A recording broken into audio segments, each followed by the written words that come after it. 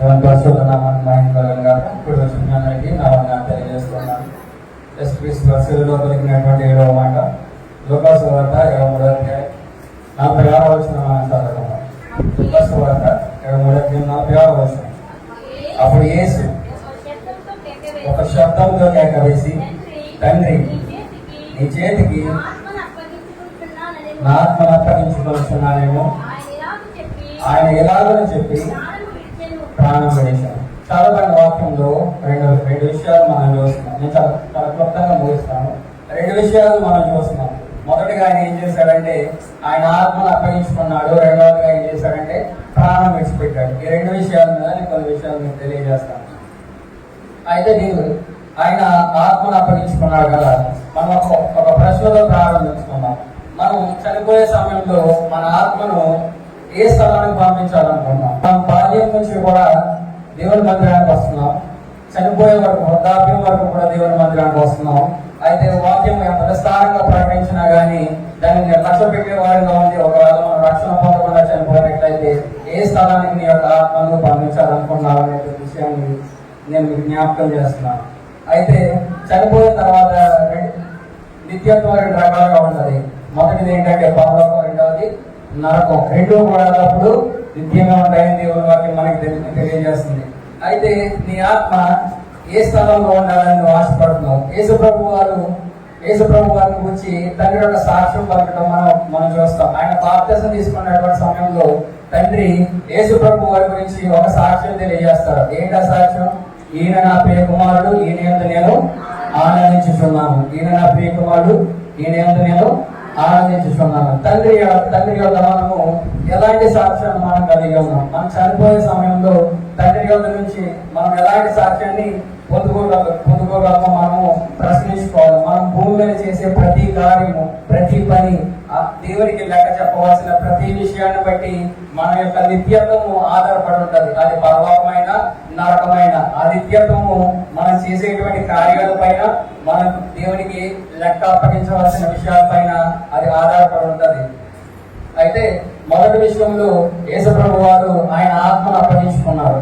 మనం ఆత్మను అప్పగించుకోవాల్సిన బాధ్యత మన పైన కూడా ఉంది. అది ఏ స్థలానికి అప్పగించుకోవాలో మనం ఆలోచన చేసుకోవాలి. రెండవదిగా మనం చూసినప్పుడు ఆయన ప్రాణం విడిచిపెట్టాడు. ప్రాముఖ్యంగా ఈ విషయాన్ని మనం చూసినప్పుడు మనుషులు 3 రకాలుగా ప్రాణాలు విడిచిపెడతారు. ప్రాణం తీసుకుంటారు, లేకపోతే ప్రాణాలు అర్పిస్తారు. మొదటిగా ఏం చేస్తారంటే మంచి పని కోసం ప్రాణాలు అర్పిస్తారు. దేశానికి కాపలా కాసేటువంటి సైనికుల సరిహద్దుల్లో శత్రువులు ఎదిరించే సమయంలో వారు ప్రాణాలు అర్పిస్తారు. రెండవదిగా మనం చూసినప్పుడు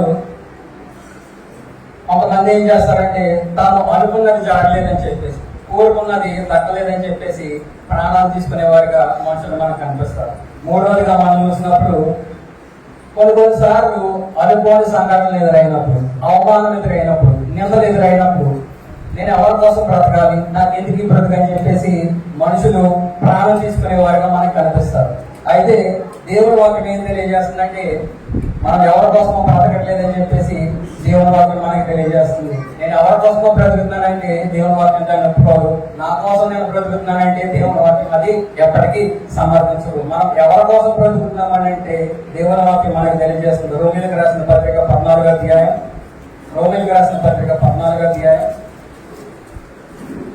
8వ వచనం మనం చదువుకున్నాం. మనం బ్రతికినను ప్రభువు కోసమే బ్రతుకుతున్నాము, చనిపోయినను ప్రభువు కోసమే చనిపోతున్నాము. కాబట్టి మనం బ్రతికినను చనిపోయినను ప్రభు వారమై ఉన్నాము. నేను ఎవరి కోసమో బ్రతుకుతున్నానంటే బైబిల్ దాన్ని సమర్థించదు. నా కోసం నేను బ్రతుకుతున్నానంటే బైబిల్ దాన్ని అసలు. నేను ఎవరి కోసం బ్రతుకుతున్నానంటే నేను బ్రతికినా ప్రభు కొరకే బ్రతుకుతున్నాను, చనిపోయినా ప్రభు కొరకే చనిపోతాను. బ్రతికినా చనిపోయినా నేను ప్రభు వారినే ఉన్నానని చెప్పేసి దేవుని వారిని మనకు తెలియజేస్తుంది. ఈ 7వ మాట నాకు ఏం తెలియజేస్తుంది అంటే నేను ప్రభువుకు సంబంధించిన వాడిని నాకు తెలియజేస్తుంది. ప్రభువు నన్ను ఈ భూమి మీద పుట్టించాడు, ప్రభువు నన్ను ఈ భూమి మీద జీవింపజేస్తున్నాడు, ప్రభువు నన్ను సమయం వచ్చినప్పుడు ఆయన నన్ను తిరిగి పిలుచుకుంటాడు. కాబట్టి నేను ప్రభువుకు సంబంధించిన వాడిని అని చెప్పేసి ఈ మాట నాకు తెలియజేస్తుంది. అయితే దేవుడు నన్ను ఈ భూమి మీద సృష్టించడానికి గల కారణం ఏంటంటే ఒక పని నిమిత్తం ఆయన నన్ను పంపించాడు. ఆయన రాజ్యంలో ఆయన ఆయన రాజ్య విస్తరణలో నేను ఒక పని కలిగి ఉన్నాను, దాన్ని సంపూర్తి చేయడానికి దేవుడి భూమి మీదకి ఆయన నన్ను పంపించున్నాడు అనేటువంటి విషయాన్ని నేను గమనించాలి. నాకు ఇవ్వబడినటువంటి తలాంతులు, నాకు ఇవ్వబడిన వాటిని ఉపయోగించుకుని దేవుని రాజ్య విస్తరణలో నేను పనిచేయాలి.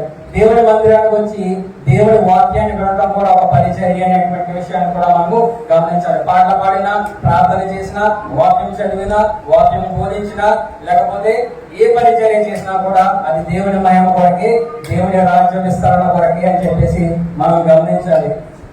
మన ప్రాణము, మన కాలగతులు దేవుని వశంలో ఉన్నాయి. యేసు ప్రభు వారు ఆయన ఆత్మను అప్పగించుకొని ఆయన ప్రాణాన్ని విడిచిపెట్టాడు. మన ప్రాణం యొక్క విలువ ఏంటో మనం గమనించాం. మన ప్రాణానికి విలువ ఉంది. మన కొరకు మనం బ్రతకట్లేదు, ఎవరి కోసమే మనం బ్రతకట్లేదు.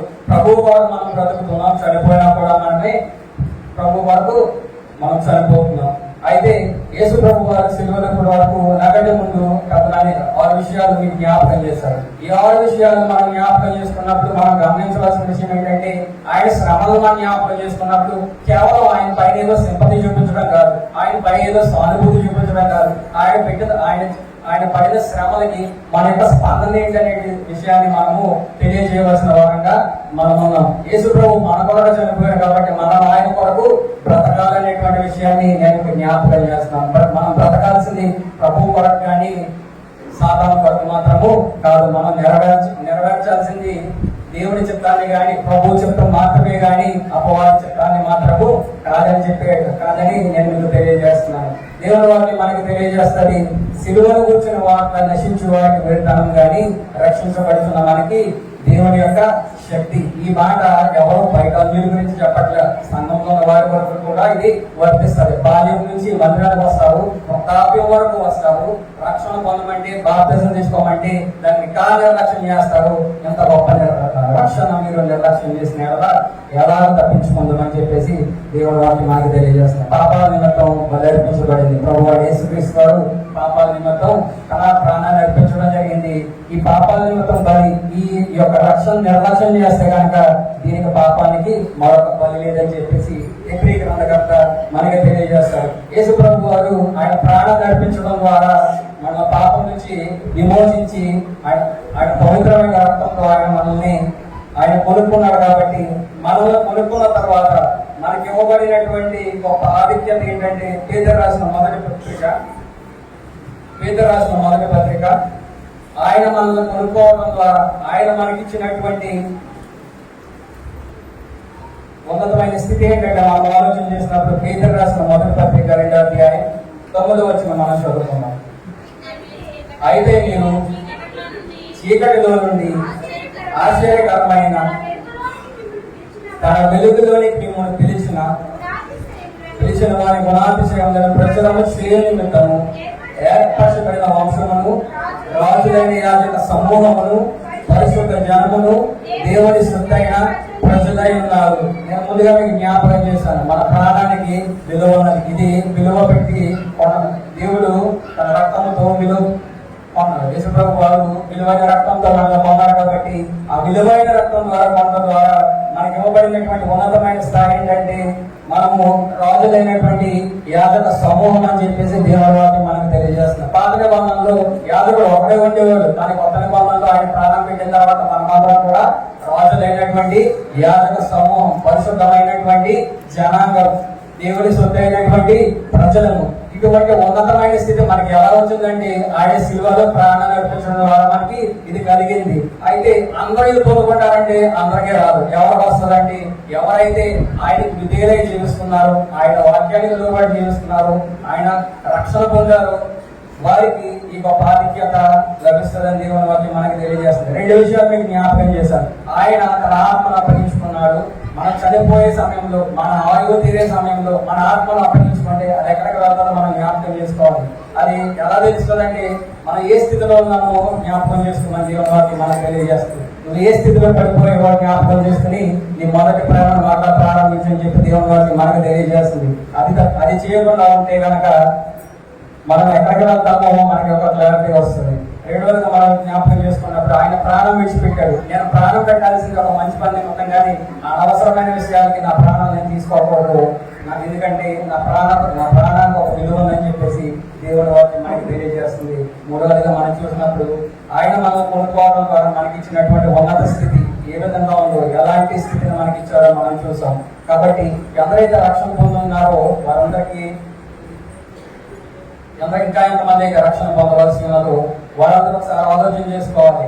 దేవుడిచ్చేటువంటి ఉన్నత స్థితి, ఆయన మనల్ని పరిశుద్ధ జనాంగంగా పిలుస్తున్నాడు, రాజులైనటువంటి యాజక సమూహంగా పిలుస్తున్నారు, మీరు నా సొత్తు అని దేవుడు పిలుస్తున్నాడు. ఎవరిని పిలుస్తున్నారంటే ఆయన అంగీకరించిన వారికి.